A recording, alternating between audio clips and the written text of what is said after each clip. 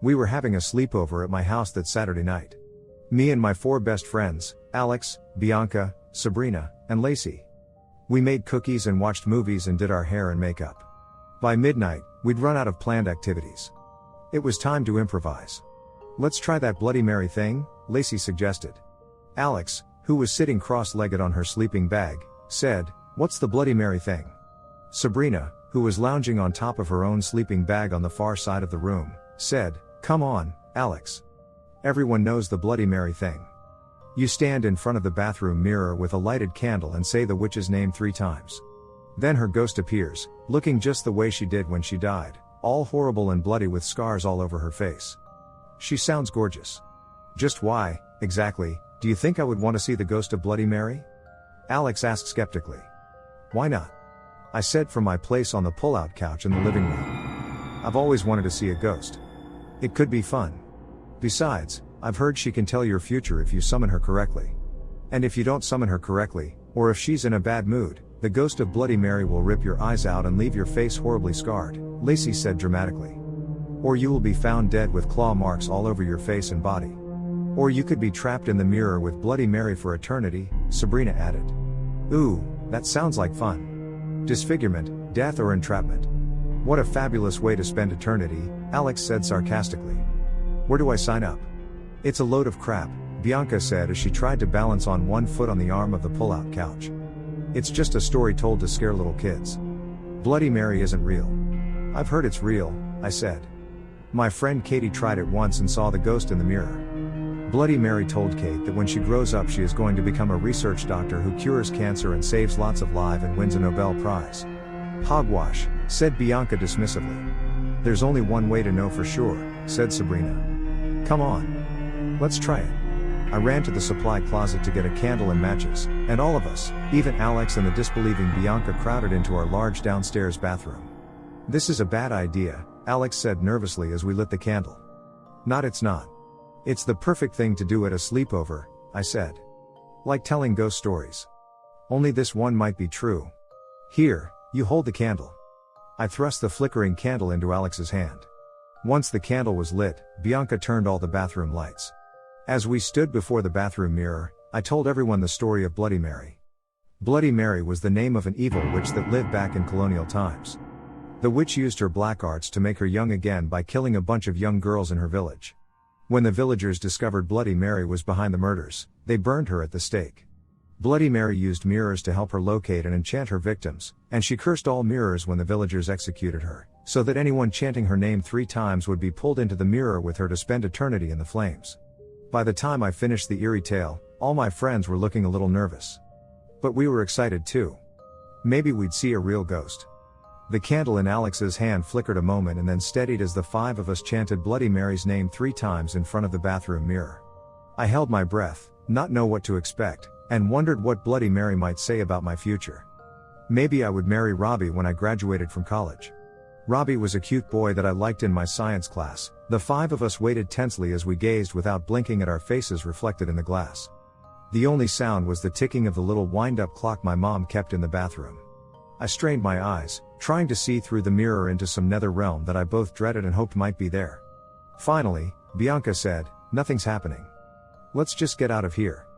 She reached for the doorknob and turned it. The door wouldn't open. The door wasn't locked when we started the ritual. I knew this for a fact because I checked the door in case we needed to make a quick getaway. After all, there was the possibility, however faint, that it might not be just a scary story told to frighten little kids. I rushed to the door, pushed Bianca aside, and unlocked it. But when I tried the knob, the door wouldn't open. Something, or did I mean someone, was holding it shut. Suddenly, Alex screamed and pointed at the mirror. I whirled away from the locked door and saw a glowing white figure staring at us from the mirror. Her face was twisted with malice and flames seemed to flicker around her. In one hand she held a bloody knife. It was Bloody Mary.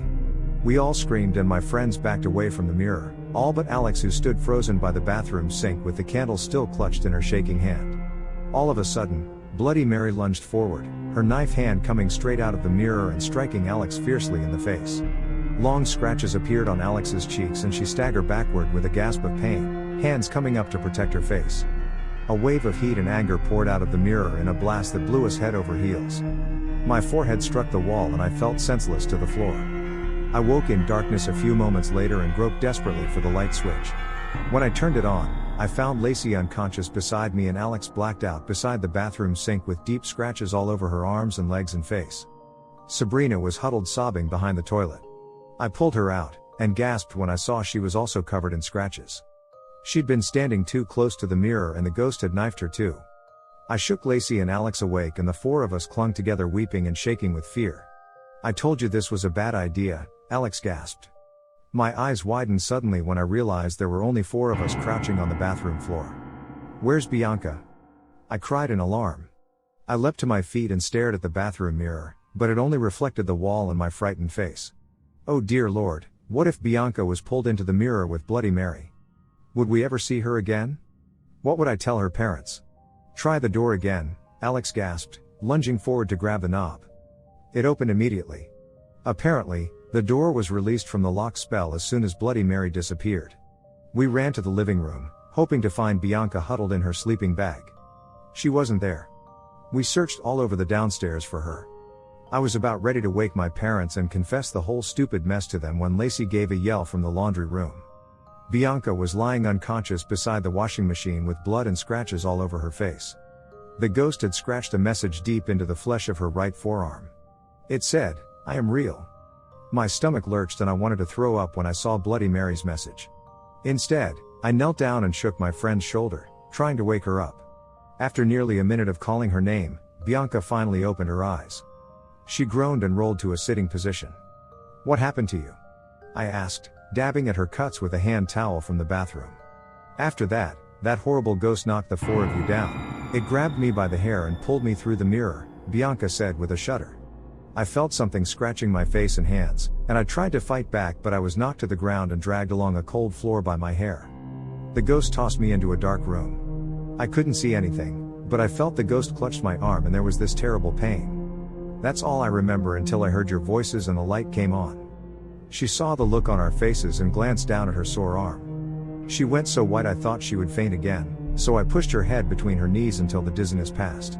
We cleaned up the blood on Sabrina and Alex and Bianca and then the five of us huddled in the living room for the rest of the night, too scared to sleep. We made up some story in the morning for my parents about bumping into the furniture while playing a game to explain the scratches on my three friends. No one showed them the message on Bianca's arms. We've had other sleepovers since that night, but my friends and I never tried the Bloody Mary ritual again.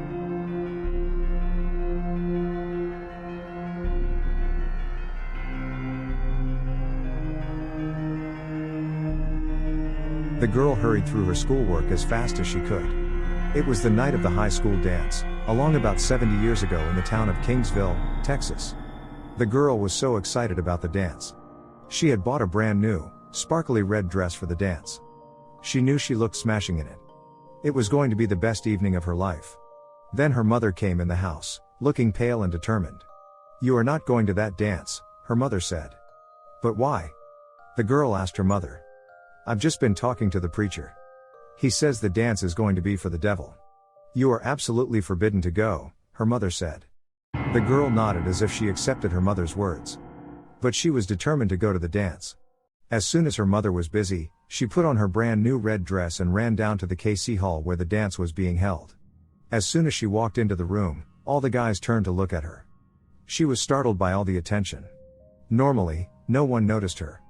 Her mother sometimes accused her of being too awkward to get a boyfriend. But she was not awkward that night. The boys in her class were fighting with each other to dance with her. Later, she broke away from the crowd and went to the table to get some punch to drink.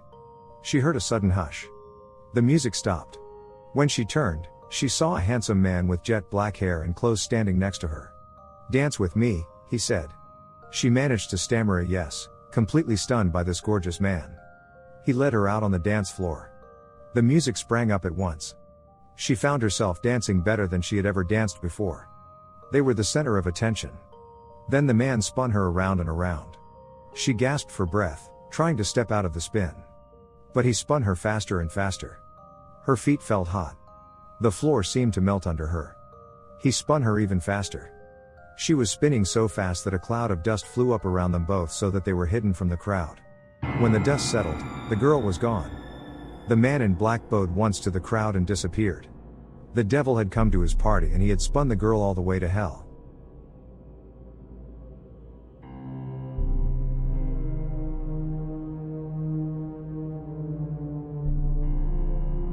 He had not expected to meet the woman of his dreams, but there she was strolling along in the moonlight beside the cemetery. Carlos quickened his pace until he was level with her, hoping for a glimpse of her face under her veil. Carlos made a few remarks about the beautiful night and the lovely weather, anything to keep her talking. She stopped abruptly and turned to face him. He caught a glimpse of dark eyes glinting behind the veil.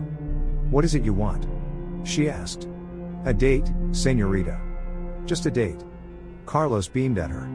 She paused and said, "I do not know. Ask me again in this place at this time tomorrow night, and we shall see." Carlos's heart leapt in his chest. So she was playing hard to get? Well, fair enough. He would see her tomorrow, and then she would fall into his arms. The next day dragged by for the infatuated Carlos, and he had trouble concentrating on his work. But at last he was free and running the few blocks to his home to change into a suitable outfit. He could barely contain himself, and he reached the cemetery a few minutes early. She was not there yet, so Carlos entertained himself by picturing his beautiful bride in their new home. Suddenly she was there in front of him, the moonlight sparkled off her veil. Carlos was enchanted. They talked for hours, standing in front of the graveyard. She was as witty as she was beautiful, and Carlos begged her for a date. "We will go out tomorrow night," she said. "I will send you a letter with the place and time." Carlos kissed her hand and floated away, so happy he wanted to sing for joy. Carlos was absolutely useless at work the next day. After work, he rushed home and found a letter in his mailbox. Eagerly he read it, not pausing to wonder how she knew where he lived. Then he ran next door to show it to Diego, his closest cousin. Diego went pale when he read her signature, Rosa Gonzal. This must be the same Rosa that died in a car crash last year. Diego tried to warn Carlos, but Carlos was already in love. That night as Carlos hurried to the cemetery, Diego followed, certain that his cousin was in over his head. Carlos bounded over to Rosa. "At last, we go out," he cried to her. "But first, my love, show me your face." At his words, Rosa pulled aside the veil. Back at the gate, Diego gave a gasp of shock, for she had the desiccated face of a skeleton. He was frozen to the spot by the power of the evil specter, unable to warn Carlos. Looking down, Carlos only saw the glamour the ghost was projecting. As the skeleton's withered arms trapped him, the veil on his eyes was lifted and he realized in one heart-stopping moment the abomination he was kissing. The ground opened up, and with a laugh of triumph, the specter pulled him down and down into her tomb. The earth closed over Carlos and Rosa. Diego, freed from the ghost's spell, ran into the cemetery, shouting his cousin's name in terror. But it was too late. Carlos was dead, locked for all time in Rosa's